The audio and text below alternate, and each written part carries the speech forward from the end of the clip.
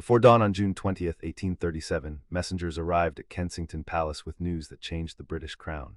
King William IV was dead. In a bedroom and then a council room, an 18-year-old woman who had grown up under watchful rules became Queen Victoria. The scene is often remembered as a charming beginning, a young queen awakened early, receiving the weight of a kingdom. But the historical importance of that morning was larger than a personal milestone. It was a transfer of constitutional power, a test of public legitimacy, and the opening chapter of a reign that would become shorthand for an age.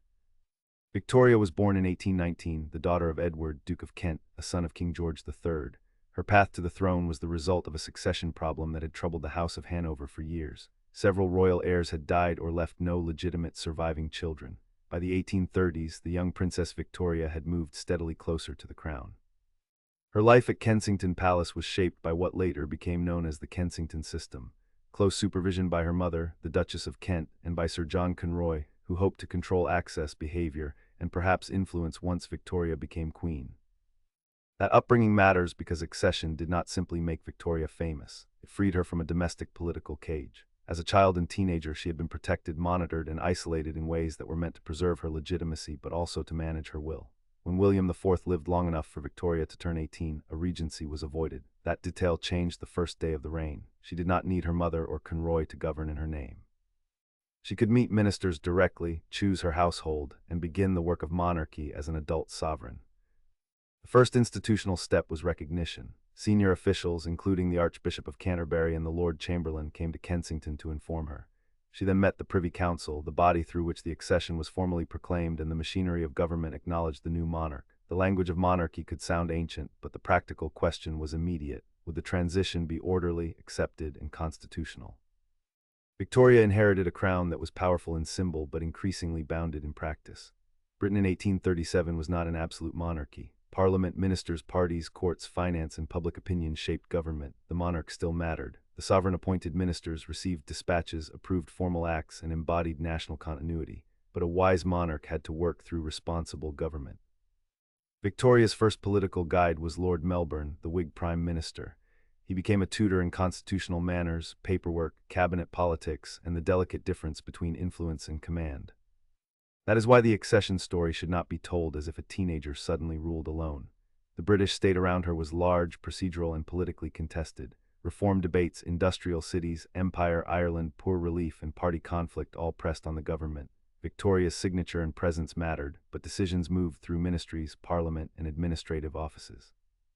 Her reign began with ceremony, but it also began with boxes of papers, audiences with ministers, and a daily education and restraint. The accession also split a dynastic union. Since the early 18th century, Britain and Hanover had shared monarchs from the same ruling house, but Hanover followed Salic law, which barred a woman from inheriting its throne. When Victoria became queen in Britain, Hanover passed instead to her uncle Ernest Augustus. This separation was more than a footnote. It marked the end of a personal union that had tied Britain's monarchy to a German electorate and then kingdom. Victoria's crown was British, imperial, and globalizing. It no longer carried the Hanoverian crown with it. Public image quickly became part of the new reign. Victoria was young, unmarried, and presented to many subjects as a contrast to the scandals, debts, and disappointments associated with earlier royal generations. Newspapers, prints, portraits, and ceremonies helped turn her into a national figure, but image could be unstable. Admiration did not remove scrutiny.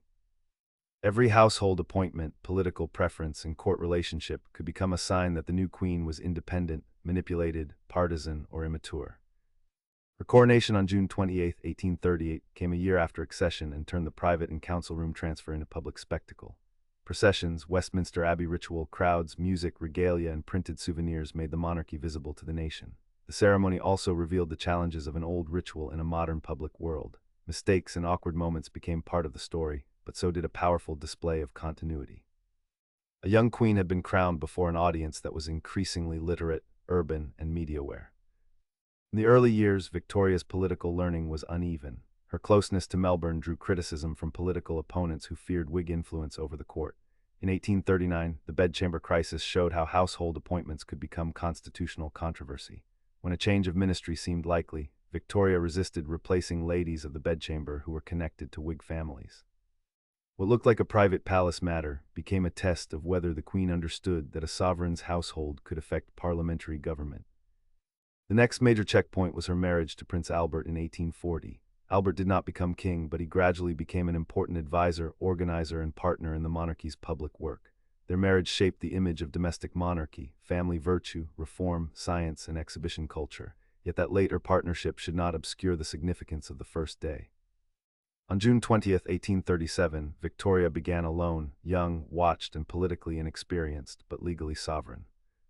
The world around her was changing fast. Railways, steamships, factories, telegraphs, mass newspapers, evangelical reform movements, Chartist agitation, colonial expansion, and debates over poverty and representation would all define the decades later called Victorian. Victoria did not create all of that change. The age was not simply the product of one monarch's personality, but her long reign gave those transformations a name and a symbolic center. People could argue about industrial society, empire, morality, class, and reform under the image of the Queen, who had begun as an 18-year-old at Kensington. That symbolic center was also connected to empire. By 1837, Britain already possessed colonies, commercial networks, naval bases, and imperial ambitions across the globe. During Victoria's reign, those structures would expand dramatically, often through coercion, war, extraction, and unequal rule. The Queen did not personally direct every imperial decision, but royal language and imagery helped make empire seem like part of national destiny. That makes the accession more complicated than a palace story. The young woman receiving ministers at Kensington would become a figure whose name appeared on maps, monuments, laws, medals, and colonial institutions far from Britain. At home, the monarchy also had to survive a more demanding public. The Reform Act of 1832 had changed parliamentary representation, though it left many people without a vote. Chartists would soon demand broader male suffrage, secret ballots, annual parliaments, and payment for members of parliament. Industrial workers faced dangerous labor in crowded cities. Irish politics and poverty would challenge governments again and again. In that setting, the crown could not govern as if popularity were automatic. It had to appear moral, stable, dutiful, and above ordinary party combat, even while every action was interpreted politically. The stakes of accession were therefore institutional and human at once. For Victoria personally, it meant independence from the controls of her youth and entrance into a public life with almost no privacy. For the monarchy, it meant an opportunity to rebuild credibility through discipline, ceremony, and adaptation. For the British state, it meant a peaceful succession at a time when constitutional monarchy had to prove that it could survive reform, party conflict, and social change without claiming absolute power. The uncertainties are important too. Victoria's later memory can be distorted by nostalgia. The Victorian era included innovation and reform, but also imperial violence, famine, inequality, and severe social discipline. A documentary about her accession should not pretend that a new queen solved those contradictions. What June 20th shows is the beginning of a reign that would become a screen onto which Britain projected confidence, anxiety, ambition, and grief. By the end of that day in 1837, proclamations were moving outward, ministers were adjusting to a new sovereign, and the palace life Victoria had known was over. She had inherited not only a crown, but a constitutional role that required performance, patience, and political education. The morning at Kensington was quiet compared with battles and revolutions, yet it changed the symbolic architecture of the 19th century. A young queen stepped into a limited monarchy at the center of a rapidly changing state, and the world would come to call the age by her name.